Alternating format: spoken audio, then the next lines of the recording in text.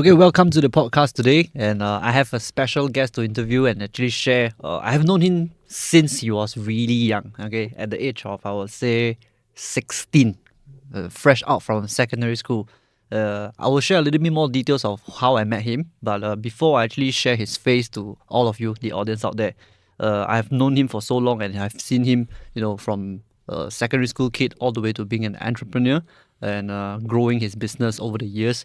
I will be unfair to say that he didn't mature because I will always like to disturb him as a good friend and a good brother of mine. Don't be shocked because later I show his face, maybe you'll feel that 他没有我好看 But feel free to compare and comment below later if you want to. But everyone, I'm going to present him to you, the founder and owner of In Out Artilia, Ming Guang. Hey, Ming Guang, welcome and thank you for taking your time. Thank you for having me. 他没有我帅，对不对？你可以看一下镜头，你们觉得谁比较帅？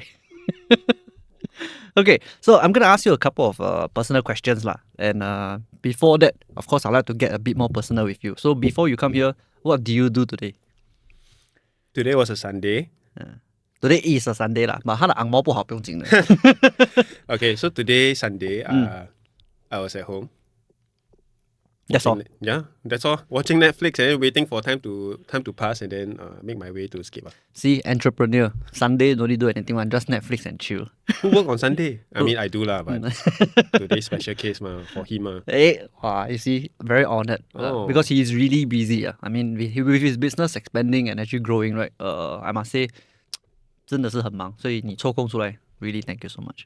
Okay, so just like to actually find out a little bit more about you, even though we have known each other for so many years, almost 15, 16 years. What do you like to do during your free time? I have never asked you these kind of questions. It really depends on the different phase of my life lah, to be honest with you. So there was a part when I'm growing up, whenever I'm free. Everybody got grow up one. Of course, right? But whether grow up where? Okay, let's see lah. Okay, but anyway, when I was younger, what I do during my free time, my hobby is really to deal with, or rather to dabble with the plants, the botanical side. Trying to experiment and trying to do new things lah. But currently nowadays, I don't really have so much time for other kind of hobbies. Because whatever I'm doing right now is really what I like to do also. So it doesn't matter, if I, it's like whatever things that I'm doing right now, it brings me joy lah. So yeah, I'm still doing what I'm doing, doing what I like. I build terrariums. I do moss, preserve moss installations. But of course, if you're really asking me what I do during my downtime, is like just like what any other people do lor. We do. I watch Netflix, YouTube videos. And things like that lah. Yeah. So you don't really have a specific hobby as per se lah. No leh. Yeah, because you're boring lah. No, I'm one of the interesting one. I turned my hobby into a business. Okay. Not everybody have the privilege to do that. Yes, I agree. So anyway, for viewers and others that you don't know, right? Ming Guang is the owner of In Out Artilia. It's better for me to actually let him share what's the business about. So Ming Guang, can you share with the audience like what exactly does In Out Artilia do? Okay, so over here at our small and humble business, right, we do egg. Small, right? It's small and smaller, right? Yeah, small. Yeah. Okay. So what we do is we do customized and bespoke terrarium for our clients. So what they do is they will send a picture to us, or they will come to us with a theme in mind. And we will just recreate and encapsulate that theme, that memory, or that picture that they gave us into a form of a terrarium, like a scenic landscape.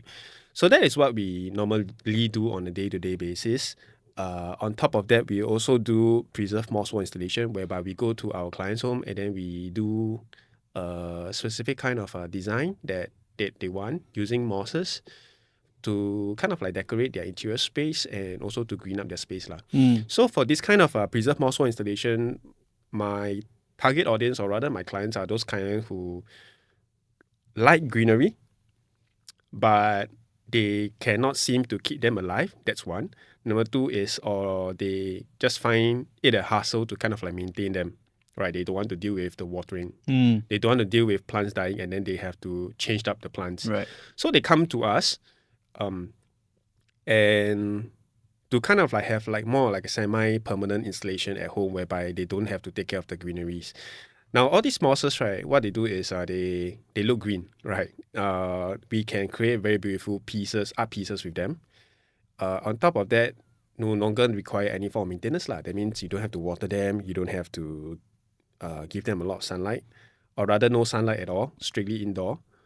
And most importantly, they look real, they feel real, right? So you can't really distinguish them between a real moss, or rather a live moss, or a dead moss, you would say, or rather preserved moss. Dead moss is you can really tell when it's dead.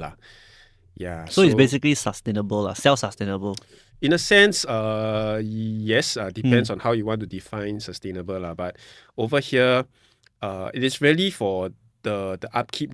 I want to green up my environment, but I do not want to deal with all the hassle that comes with it. Correct. So for example, I get a terrarium piece from you, right? And do I need to water it or For terrarium, yes, definitely you need So it's actually a myth that a lot of people say, terrarium is self-sustaining itself. Correct. Self-sustaining not self-sustainable. Self-sustaining, they can sustain by themselves for a prolonged period of time, but definitely not if you don't want to water them. You cannot don't water them. They will still need some form of watering. So I will always advise my clients maybe once in a couple of 2 to 3 weeks. Actually, some of them, they can even go longer than 2 to 3 weeks. But what I normally tell them is, you need to at least look at your terrarium 2 to 3 weeks, once, right? So I have clients who bought terrarium from us, bring it home, chuck it one side, only look at it once a year when they do spring cleaning, right? Confirm die right? So waiting for Chang'e So I tell them, once every 2 weeks is actually a quite decent amount of it's not too much of a hassle to be honest. It's like once every 2 weeks is like twice a month 24 times a year. 过分 meh? No, right? So some clients actually do ask you like, 我的 terrarium 死掉了. Then what will you do? 死掉. Then okay, so a lot of clients, they come to me. Of course, not all of them have green fingers right? I dare say that my terrarium, the kind of terrariums that we build over here can definitely last longer than your typical terrarium they see outside. Okay, because we use only one kind of botanical element, which is the mosses that we import from Holland, right? So in a sense, they can last longer than your typical terrariums, whereby they have a jumble of different kind of plants coming together. So what happens when their terrarium start to fail, right? Is that they will take a photo, they can send to me. Right, be it my WhatsApp number or DM me via Instagram or email me. Okay, whatever mode of communication that you can reach me right. Then after that, with the photo, I will assess and then I will give my advice. If it's completely dead, then I'll tell you also it's gone already I cannot do magic right. So you have to come back to my studio and get it replaced the mosses replaced. I will do it with a fee Okay, yeah. Understand. So that is part of the business of indoor artilia. So there is a terrarium business. There's also moss installation that you have actually shared. So on that part, what do you mean by moss installation? Does it mean that, let's say today I have a piece of wall and then I tell you that, I have to install it with moss. Can you actually come up with a design? Or would you require somebody like us, as consumers or customers, that I need to pass you a design and then you actually do it for me? It can work both ways. I can go to your interior space, right? I mean your space Like example, if this is your room, right? And then you see you're sick of this red color wall, and then you tell me, okay, I want to green up this space with a moss installation, and I will look at your wall, and I will advise whether is it feasible in the first place. So if your wall is like semi-outdoor, like balcony facing, okay, it's exposed to the elements like the direct heat from the sun, or maybe the rain, rain splashes, then I will advise whether is it feasible in the first place. So if it's not feasible, I'll tell you cannot be done. Okay, maybe you want to do it instead of this wall, maybe that wall instead. But what if I really just want that wall? Oh, then of course we do for you But before that, I tell you already cannot, right? So if cannot, then cannot So if you insist, I have 2 clients that insist on wanting to do it at their balcony, but of course they are rich right? They don't care, right? They don't care, they just want it to be done. If got anything wrong, they will just call me and go back to maintain Then of course we will charge a fee, right? So basically it still can be done, just that there's more maintenance. Yes. Of course, I will try to advise against that, because whenever there is a maintenance, it means that you will have to constantly deal with it all the time, right? So I may be able to fix it like for this month. Maybe 2-3 months down the road, the same problem will come again. and maybe it might get even worse. So if you are rich, right, usually you don't want to deal with a lot of maintenance, lah. Right? But So how about those rich that I just love maintenance? then I will do it for you, lor. If you are that rich, then of course I don't mind, lah, right? Okay, so basically you're trying to say that there's a typical demographics of customers that you have, and this is a minority group that doesn't mind spending the extra money to actually get it installed. But it is still advisable when you're doing and carrying out your service that you will do your professional aspect of advice. Yeah, of course. I will definitely advise, because this is where I give value to my clients, right? So, example for this wall, if I think that it cannot work, I will tell you, right? Right. If I think that it can work, okay, so let's move on to the next stage, right? We can talk about design. We Correct. can talk also your budget, right? So, if you have a lot of budget, we can go big. If your budget is not that big, we can go smaller also. So it doesn't mean that you have a very small budget, I don't want to entertain you. It's not like that. So I believe in a relationship, or rather building rapport with clients, whereby even if your budget is not that big, right, we will also try our very, very best to service you. Correct. Regardless of the scale of the project. So of course, if your budget is very limited, but you appreciate our art, okay, appreciate our work, and you want one of them to be in your home, right, we will do all it takes, right, to make sure that it happens, lah. Yeah, so we can always work backwards with your budget, lah. So in terms of size and stuff like that, I will also propose a size that is very decent, and also proportionate to your wall, so that you don't have to spend that much money, but at the same time, right, that the entire installation will look proportionate to the size of your wall. So you don't have a very big wall, but a very, very tiny, like maybe A5 or maybe A4 size installation. It doesn't make any sense. Correct. So it has to be proportionate and stuff like that, lah. Yeah. Understand. I mean, it's very nice for you to share all this, because these are actually professional service that is carried out when you have a prospect or client that will actually come and convert. But coming from a outstander point of view, audiences out there that you might also wonder, who are you to give me advice? You see, so I would like you to actually share with the audience more why in your professional aspect you will be able to give this advice. Could you share a bit on where did you study and what did you study? My background is actually in architecture. So maybe I can backtrack a little bit to my poly days, lah. So after I met you, right, 16 years old. Yeah, 16 years old. 16 years old. Then 17 years old, I went to poly. Yep. I studied in Temasek Poly School of Design. Right. And my course is called Environment Design. Okay? So in case you're wondering what is environment design, we don't design rubbish bin. Okay? What we do is... 弄垃圾桶. Yeah, we don't do that, lah. Okay, so I mean, there's a lot of misconception. But anyway, my course is actually defunct at the moment. It's no longer in existence. Oh, so Temasek Poly doesn't have EVD anymore? No more EVD. They downsize a lot of other courses as well, Okay. which is a shame, lah. But no choice because of the shrinking population, right? Not much people took up design courses, lah. No, it's just a statistic, law. Singapore shrinking population, nobody's giving birth. So lesser and lesser students. You are not working hard enough, lah. Nothing to do with me, what? The cost no longer around, not my problem, what? Not populating enough, ma. I'm not married also, what? Why am I populating? Okay. So that was the issue that TP faced. No lah. I think in general, for a lot of courses in Singapore, I'm not very sure whether is it a TP problem or is it just a tertiary issue or something like that. Okay. Yeah, but they're downsizing. Okay, anyway, my course is no longer in existence, which is not the main point over here anyway, by the way. Yeah, anyway, 真的不是 main point 啦, but 听一下啦, 不用紧啦. Just for you all to know lah. Okay, so it's EVD, my course name. So I graduated, I did fairly well. I think that's where I kind of like found my love for design and architecture. Okay, so what we do in EVD is we design exterior space, right? Okay, anything exterior except for interior. So example, landscape design, architecture design. We do exhibition, we do urban, we do landscape. So we dabble with many different kind of things in the course of our studies, right? For our diploma. Then that's where I found my true love for design, and I kind of excel in it. So just a little backstory: my studies in secondary school obviously is not that great, lah. Can pass, right? But can do a bit well only, lah. Perform some miracle during O level, lah. But during my prelims and all the while throughout the four years, is like I see a lot of red, lah. E8, F9, those kind of grades, lah. But for some reason, O level I got B3. At least I can still make it to a poly course, lah. So when I was in poly, I did very well. Okay, then I served my NS, and with the credential that I've gathered from my poly, from my diploma, I went on to uni. So I studied architecture in in NUS lah. Okay, and I graduated with a master's in architecture. So after I graduated, I worked for 2 years in the industry. Okay, because I was serving a sponsorship from BCA. Okay, so I have to serve my bond of 2 years. So that's what I did. And then once I'm done with that, I decided to focus full time in this business that I have built since the very first day of my NUS. So when I enrolled into NUS, okay, me and my friends from Poly, right, we kind of started this together back in year 2014.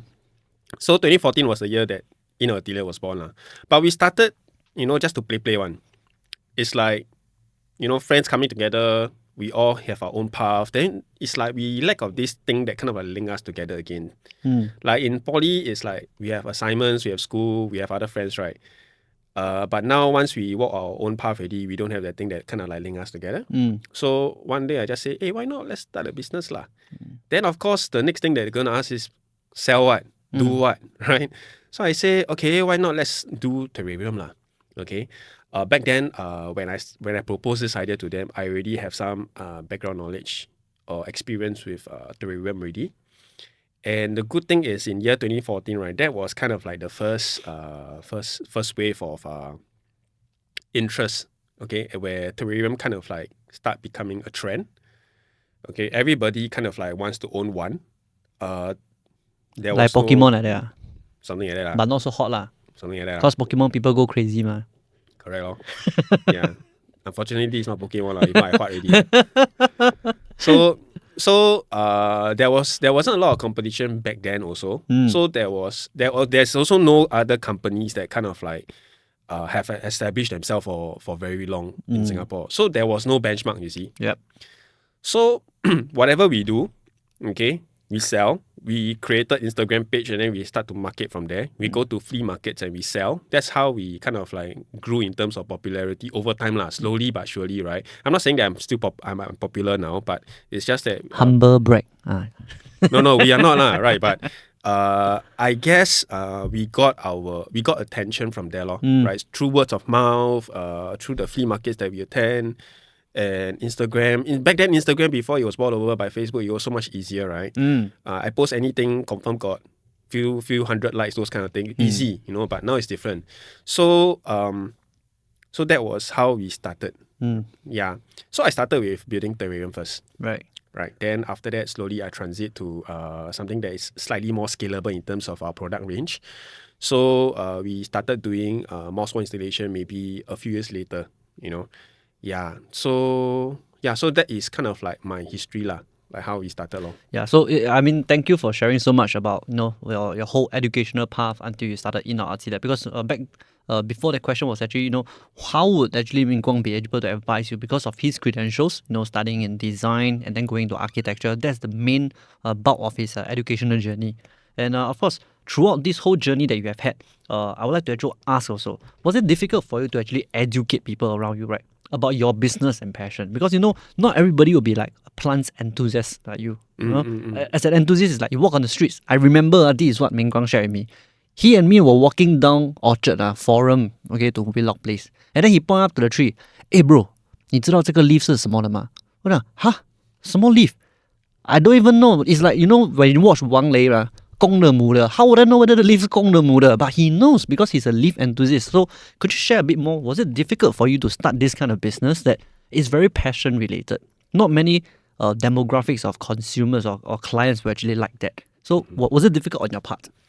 Okay, first thing first, I cannot recall having that conversation with him. 他每次忘记的. Yeah, it's very normal. Just saying. Yeah. Okay, Later I share something more in depth also. 他也是会忘记的. I can also share something more in depth. Okay, come. Okay, to answer your question on educating, I suppose you're asking like educating my potential client. Yes, correct. Okay, so the thing about us is that we don't do marketing. Yep. Or maybe we don't do extensive marketing. My clients come to me knowing what they want already. Right? They have already done their research. They know where is our price point. they know the kind of products that we do, and they like it lah. Then they are comfortable paying, they like our stuff, they like our service, then then they will go for it lah. So there's no specific form of educating per se. Right. But of course, our staff have to be nice lah. I think that's the basic benchmark that we have to establish for ourselves, right? And of course to our competitor lah, so that we can have a competitive edge ma. So our staff, I dare say, it's good lah. It's nice, right? That is something that I take pride in, right? The craftsmanship and the service that we give to our clients. Then we don't really educate per se. Okay. Yeah. Then sorry, what's the second part of the question? No, basically educating people around you lah, like about your business, because you see, what people would perceive your company is based on how the viewers or the audience would see. But for you, you would want your brand to be known as certain thing. So was it difficult to actually explain throughout your years as an entrepreneur? Not forgetting that you started this as a side hustle during your uni days, but right now when it's a full-fledged business that you are going full blast about it, gaining all your viewership, gaining all your followers on social media, getting into brand partnerships where they collaborate and actually engage your service. Was it difficult to actually spread your brand presence, to build and actually let people know what exactly is in our atelier? Well, I didn't have to. The lucky thing is, so far I have never encountered anybody who asked me anything like that, right?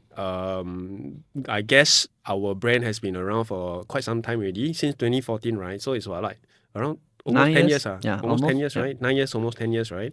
So I guess if you are somebody who wants to find a certain products, right? Like whatever products, a handphone or whatever, the first thing you do is you go Google, right, and do comparison, right? But of course, you know what you want in the first place, right? So I don't really focus on a particular group of people who know nothing about plants one. Okay, it's not my mission to convert everybody, you see. For me, is if you like my stuff, I am very thankful already. Because I take pride in my work. So every individual things that I do over here, I take pride in doing it. Right. So if you come to me with a terrarium that died, right, to be very frank with you, I will be upset. Upset? Why? I'll be sad lah. 他辜负了你。Not the client per se lah, right? But it's just that it's more like my art has been destroyed by you lor. That kind of feeling lah, you know what I mean? So so can I say that you're like an artist, that you prefer your work to be respected? Yes, I call myself an artist more than a business owner. When people call me business owner, I tend to want to take a step back, because I don't see my business as a business. It has evolved from a hobby business into a passion business. But if you ask me, am I like a full-on entrepreneur? Some people say yes, but I don't really agree to a certain extent also. But of course, if you ask me, we will still be talking dollars and cents lah, because at the end of the day, we need to survive ma, right? It is still a business to a certain extent. But I see myself as an artist more than like a business owner. Okay. Yeah. Okay. So yeah lor. That's your perspective lah. You don't really want to be perceived as a business owner, even though on papers and credentials wise you are a business owner. Yes. But you would prefer to be called an artist lah. Yes. Yeah. So next time if you engage in service for corporates or even organizations, call him artist Ming Guang. Don't need to call him business owner. Okay. So anyway, just like to touch a bit on, because you have spent so much years studying your design in your diploma, and then going into architecture in your bachelor's, even further into getting a master's. You see, you have spent like what, maybe a good 10 years, becoming a professional when it comes to design. Do you think with the application that you have used has been put into good use to your business today? Oh, definitely lah. Okay, so firstly, right, it's a keen sense of eyes, right? So it's like when you go out into a space, you can immediately imagine like how the space will look like with your art ready. Okay, and how can it be? So the difference between myself and also, let's say, an engineer, right? Is an engineer is there to, okay, like I got this piece of wall, let's fill it up, 100% coverage. But for me, no. When I walk into a space, I see your furniture, I see your team, the house team, right? I will give you advice. Even sometimes this advice, right, will cause me to earn lesser. It's okay. It's not that important to me. Because at the end of the day, it's the outcome. Like how this art will complement your space and how you will feel about this art. That is what is important to me. Like, so this artist side of you will come out. Yeah. So going back to your question per se, right? Like how has my background or my academic background kind of like affected me now, right? Is that a keen sense of eyes. Like I can see things that normally people cannot really see lah. Okay, I'm not talking about third eyes. I'm talking about aesthetic sense. Okay. Okay, that's one lah. Then number two is of course the technical things that I learned from architecture. Right. Right. Like when I go to your space, the first thing I do is I check your wall, right? Then after that, I will knock onto your wall. I'll see whether is it hollow, is it solid wall, right? Then after that, based on that, I will determine like how I should go about building your stuff. That's one. Of course, these are the technical things that normally people will not know lah. Yeah, but that is very basic lah, right? Of course, there's many more. So another thing is like, if your wall is this big, okay, how am I going to kind of like give you a sense of how the installation that I'm going to do in your space, right? How big is it going to be? What's the proportion like? So what I do is I take the measurement of your space, I CAD it out in a software, and then I put a human figurine inside so that you can see, how big is the installation compared to the wall, compared to yourself. Where should I put it? Basically, you actually help clients to visualize and conceptualize how it would look exactly when you place yourself inside. Yeah, so that is a skill that I've acquired during my academic years, right? Which I, of course, have put very good use into what I'm doing right now. Yeah, so that is another thing. There's many more. Like when I go to a site, okay, a barren site, under construction kind, I can work very closely with the interior designer or the architect, to really give them advice. We can also share certain things together on how we can go about doing it, and we can have a dialogue with professionals. Right. So with this set of skill, do you think in our atelier in the future will be giving like consultation services, based on your expertise and all? Okay, so we also, apart from terrariums and preserve moss installations, we are also going into landscape design. Right. That's where we offer our consultancy service lah. Right, so our clients with a landed home or condo, EC with a very nice big balcony, they can come to us. Okay. You never mentioned HDB. HDB cannot. HDB normally not enough space lah, so they will just buy plotted lah. But if they have jumbo units, then okay lah. So HDB 也是可以啊，他只是忘记讲而已。Correct. Yeah. Okay, so as we were saying, right, the HDB owners, you can also definitely come and find in our atelier or talk to Ming Guang about it. So the next question I would like to also ask, throughout these 9 years, I know it's not long, it's not short, but as an entrepreneur, were there any moments that were so detrimental to you, that it affected you so much that you almost give up, or even really on the verge of giving up already? I think there's only one time that I really, really felt like giving up. I think that's the very early phase of this endeavor. That time lah. Okay, maybe in year 2014, if I can recall. Same year that you set up. Yeah. Because we started on the premise that we are doing this for fun. Okay, you have to understand that we have to establish that first. So we do for fun one. Yeah. So there wasn't any love for this business lah, or for this thing that we are doing yet. So I remember back then, it's like I made a mistake. So I bought plants, okay, for my terrariums. And then for some reason, all the plants that I bought died. For what reason? For whatever reason, I forgot already. Okay. So they are perishables, ma. Yeah, we are dealing with life stuff. Right? Correct. Yeah. And then they died. Okay, and then I recall that plants that I bought, right, total about $40. Okay. And then I got very sian. Okay. It's like, this is a stupid mistake. It's like, if I were to continue doing this, how many more plants am I going to kill? Right? How much more money? Now I only kill $40 worth, right? Maybe next time I'll kill a lot more. So it's like, at that point of time, I was like, sian. Maybe because our starter capital is also very low. If I can recall, all of us only put in less than $100, okay, to do this. $40 is a huge percentage of this $100. Right? How many partners were there? I think when we started out, we got about 5. right? Then of course we have a startup capital of less than $500. Right. If let's say $400, if we have $400, then $40 are 10% already. So I feel sian lah, over here because I feel like I 对不起 my partners lah. Okay. Yeah. Were they angry with you? No lah. Okay. So they're like, hey, okay lah, 不用紧浪费啦. Yeah, because we all play for fun. We just do it for fun. Okay. Yeah, but I took it upon myself lah. So that was the very first time, and also probably the last time which I felt I have the urge like I want to give it up. Yeah. But of course, moving forward, I don't have that feeling anymore. Probably if you ask me, the next hardship that I really, really felt is maybe when I decided to do this full time. Okay. After my 2 years working in architecture, and then I make that transition to do this full time. Because when I make that decision that time, of course, it is a decision that I didn't make easy lah. Right? It is difficult because there's a lot of voices. Okay, external and internal. External is like my friends and family. They, of course, they come from love lah, right? Okay, the position of love. So they were asking me, whether this is the right decision. Why do you want to give up your the master's degree? Is it worth it? Your business, are you doing it alone, or is your friend all coming in together? They also give up their career and stuff like that.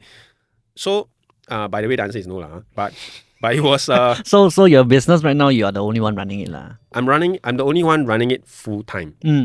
Yeah. But of course they'll be helping me on the sideline lah, right?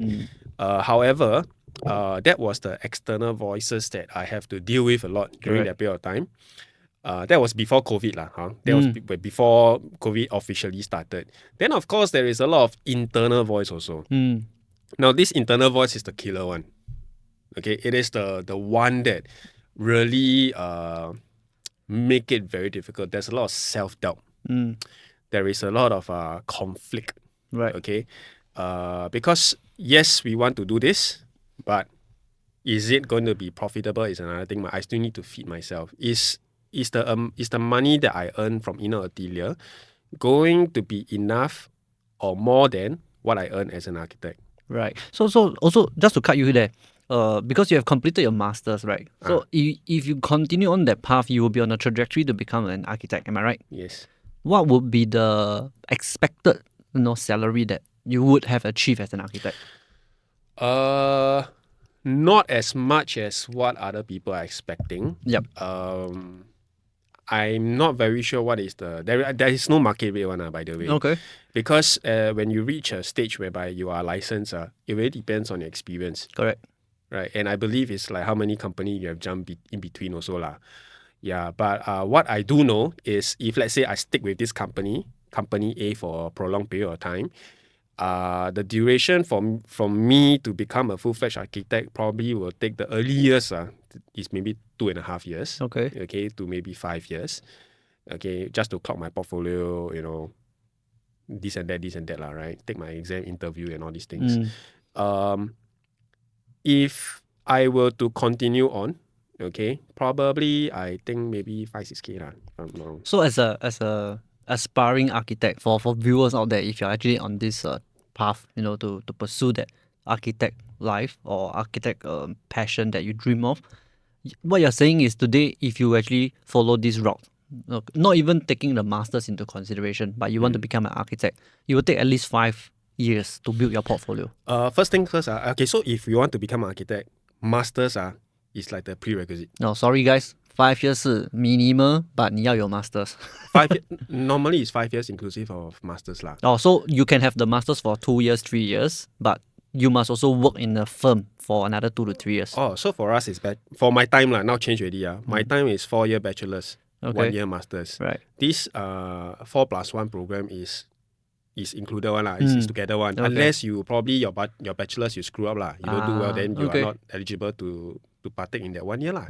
Or you make the decision, I don't want to do masters because it's not the route for me. Right. But what you're saying is, will someone in the same situation become an architect after this? After your 4+1? No lah. So after the 4+1, they graduated with a Correct. master's degree. They have to work for a company. For 5 years. Minimum. Not necessary lah. So they have to work for a company at least lah, a licensed architecture company. Okay. Must it be like listed under BCA or something? Yes. Not BCA but with SIA, Singapore Institute of Architect. 不是 So- Singapore Airline 啊。 Yeah.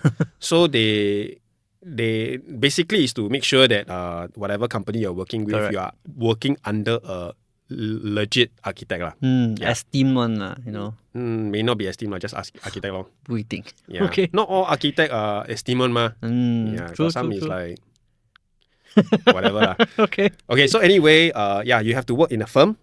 Okay. And then you have to clock your portfolio. Usually the portfolio, the fastest is about 2 years lah. So this portfolio, what it does is that you need to make sure that you have been through all the stages of constructions. Right? You have to see everything lah. Right. You cannot be an architect, but you don't know this part of the construction. Yes, You need yes. to know everything. And construction is a very long process. Yes. It's not like I do today, tomorrow finish one. Correct. And a construction of a building maybe can take a few years. So it really depends on the project that you are clocking in your logbook, your portfolio. Right? So that you need to complete that part first. Once that part is completed, okay, then you have to sit for, I think if I'm not wrong, it's 2 papers lah. Right. So you Exams. still need to take an exam to be official, as in officiated as an architect. Not yet. You have to pass first. Still have to. You have to pass already. After the papers, You sit for interview. and who interviews you? The board of architects, there is a panel lah. Mm, Okay, mm, so they will judge your character, they will ask you questions, Right. and then you have to be on the board. You need to answer them lah. Mm, Yeah, so of course I have never been through that process, so I cannot give you any more information than that lah. right. Because I myself have not been through it. But yes, that is the whole ordeal that you have to go through Okay, before okay. you can become an architect. Right. So thanks for sharing those information. But now looking back at the experiences that you have clocked, or I would say even your logbook, like what you have shared, do you think that stepping out to become a full-time entrepreneur after your side hustle turning into a business, do you think this is the greatest decision, or this is the best or worst decision? Which one was it? Definitely the best lah. In fact, I will not even go that far as to like that leh. I will first start with maybe my first year in my uni, because in year 2014 that's where I started in atelier. Correct. Nobody in the right mind where you study architecture, right, you will still have the time to go and dabble in any other things. Right? Because if you all don't know, architecture course is one of the toughest course ever. All my peers, they don't have time to sleep on. We are all rushing for projects, right? So I made the decision, okay, despite my busy school schedule, okay, the amount of work I need to do is really insane one. Okay, but I still made that decision to do this together with my friends lah. Okay, to start in an atelier. And if you ask me whether I regret, the answer is no. Okay, but in terms of regret, maybe yes, a little bit to my academic. Okay, because I know I'm a good student. Okay, but I could have scored better lah, academically lah, right? But because of inner atelier, I tend to let go a little bit in terms of study. To me, back then was like, can pass can already lah. NUS is so competitive, right? Then, I'm not doing too shabby. I got a sponsorship from institutions, which is not so bad lah also, right? So I thought, okay lah, just do something long. Maybe, after I graduated, if I don't like it, maybe I can go and do this full time. Who knows, right? So I am very glad that I made that first step. Okay. Yeah, so I think no matter what, we need to start from somewhere long. Okay, Ken. Also like to ask you, what was actually considered one of your greatest achievement within our atelier so far? Actually, this question very difficult. Like what I say just now, a lot of my work, right, I take pride in doing them one. A lot lah. So got some you don't take ah. Walao, don't like that, eh. All my work I do, I confirm take pride. Right? So some of you, if you feel that the work don't have standard, you know why already lah. You belong to the some. Yeah, maybe I don't like you. No lah, kidding. Yeah. Okay, so yes, I take pride in the work that I do. Yes. Regardless of how big or how small, by the way. Okay. So of course, if you ask me, the more interesting one, yes, I will feel more accomplished. Okay. But the main thing is when I finish my terrarium, Right. okay, a customized terrarium for somebody's birthday, or for my client's wife anniversary or something like this lah. Okay, their wedding, can be anything. When I'm done, they receive it, they like it, they tell me, their partners love it. Mm. Their friend love it. It really gives me a lot of sense of pride and accomplishment in that lah. Yeah, so I think all the work that I do give me a very great sense of achievement. But there are definitely some that will make me upset one. Okay, like maybe clients, there is some miscommunication. Not all. In fact, maybe throughout the whole entire 9 years, maybe less than 5, 4, 3, I forgot. Do you have any worst clients? No? Worse. Don't need to name names lah. Anyway, I also can't remember names lah. Okay. But I can recall there is one client. I think if I remember correctly, I refunded everything to them. Right, but they still keep the stuff. Okay. Yeah. So 输啦，那个输。That one is a loss lah. But it's okay because at the end of the day, what I really want to do is customer satisfaction, right? Correct. If you don't like my stuff, you want to nitpick on all the things because the terrarium that we do is all handmade. Correct, handcrafted lah. And the materials that we use are all natural. Wait. Sorry you mean terrarium got machine made one? No, I want to emphasize that it's handmade. Handmade. It's all handmade one. Yes. Nothing is factory made. Correct. So all the stuff that you see, right? Okay, is going to be different one. Of course. All the individual product is all handmade. It's all going to be different. So that includes the picture that I put on website one. Okay, I have customers say why your one don't look the same. As in pointing towards the website. Yeah, like why your website show this but you give me this. But it's not that the one that I give you is badly made. It's not it's well made. But it's just different But they don't understand that these are all natural material Correct. So they your rock. So they expect the same thing that they click on the website. Yes. Come, same thing. Yes. So even the rock that I put inside the terrarium on the website is going to be different from the rock that I put inside your terrarium. Because rock are natural, how to be the same? Cannot be. They can be similar, yes, but they definitely cannot be the same. Yeah. Right. So this particular client want the exact same one. Okay. And of course she never tell me lah. Yeah, right? yeah, If she tell me, I will try my very best to at least recreate a scenery inside. But of course she never read the fine print. All terrariums are individually crafted. Yeah. They will look different. Was it a recent case or was it some time very back? long ago already. Yeah, but for this particular client, she was so upset, right? Then Did she cry? she cried. Did she cry? I don't know. She never cried. 为什么不一样？还我钱。 No lah, but I remember she sounded very pissed off over the phone. She sounded pissed off. Yeah. So what I do is, never mind, ma'am. It's okay. I'm sorry that I cannot deliver. Right? It's of course my fault. How about this? Let me do a full refund. You can keep the terrarium. Then she become happy 咯。所以如果你有看到的话 right, please 不用恼啦哈。Rock 它是不一样的，那你可能一样的。So for people that actually want to buy a terrarium, don't expect to buy the same wholesale thing from the website to your doorstep. That's just shouting out for fellow business owners that have their struggles. Okay, not paid, not paid. And please don't do that to me. Yeah, I mean, don't try to do the same and then seek a refund. Okay, 做生意 is about profitability also. So please have some leeway about that. Okay, so that was definitely one of your worst experience. And also want you to actually share with aspiring entrepreneurs that, they might be starting their business soon or they have already embarked on this journey.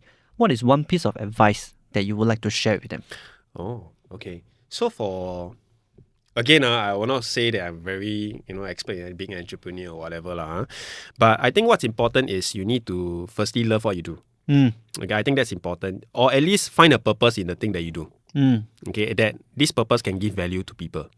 That's important. Because that is like the baseline, Okay. in my opinion. Then of course, when the goings get tough, you have to remember that you need to press on. So for my case, that is going to be during COVID. Everybody suffer including myself, right? So if I have not pressed on, then I may not end up where I am today also. So all challenges that comes your way, right, you have to overcome them. Yeah, so that is probably the advice that I can only give lah. Yeah. Okay, so I'll just like to summarize a bit lah. So basically what Ming Guan is sharing is that if you want to start something, make sure that you are providing value and you're able to solve a problem, for whatever that you actually advocate on for your business idea. And when tough time calls, make sure you're able to persevere, and push through because nothing's going to come easy. So these are the summary that I could have from what Ming Guan is sharing. Am I right? Yes. Yeah. So a really, really great evening that I spent with you today. And just like to share before we end the session, In-Out Artillery has actually shifted, expanded. Okay, In-Out Artillery right now is located in 11 Syed Awi Road, Tek Heng Leong building. They're Tek Heng Long building. Yeah, Teck Heng Long Industrial Building. Tek Heng Long Industrial Building, which is just beside the very famous clay pot laksa, Sapo laksa. Okay, if you want, you can eat some laksa, go up there. I'm sure he will welcome you with both arms to look at the products or even workshops that they have. And if you're a corporate organization that are looking for events and all, Mingong, you can actually share with the audience like what are some of the services they can provide for them. Okay, so if you're a corporate client and then you're looking for an activity that kind of like bonds your colleagues and for team bonding and stuff like that, we do them. Okay, so we do terrarium workshops. We also do preserve moss installation workshop, mini kind one, right? So in our mini moss frame, we can actually customize your company logos. And just very short phases that you may want, because we do have a laser engraving machine as well. That's something that we can do lah. So that individual frame will become very unique and special to each individual participant. Yeah, then so these are the kind of service we do for corporates. Hey, thank you for sharing. So if you'd like to find out more, you can visit them at the link below down here, which is their IG handle and as well as their website. There are a lot of artworks that you can actually see. They are not just featured on just one media platforms. They are also actually interviewed by CNA, I believe. Yes. And also another radio station. Yes. So do take a look at all these articles that Ming Guang and In-Out Artillery has actually been covered. So you're not just talking to actually somebody that's just starting a business as a side business hustle. This business has been over for almost a decade, which has proved its worth for its quality works and the pride as an artist / co-founder of In-Out Artillery. So guys, thank you so much for actually watching this podcast. I hope you have enjoyed it. If you have any questions and you'd like to link up with Ming Guang, this is his handle, and as well as In-Out Artillery's handle, feel free to drop him an email, text him, or even WhatsApp him. Thank you, Ming Guang. Thank you for today. Thank you. Thank you.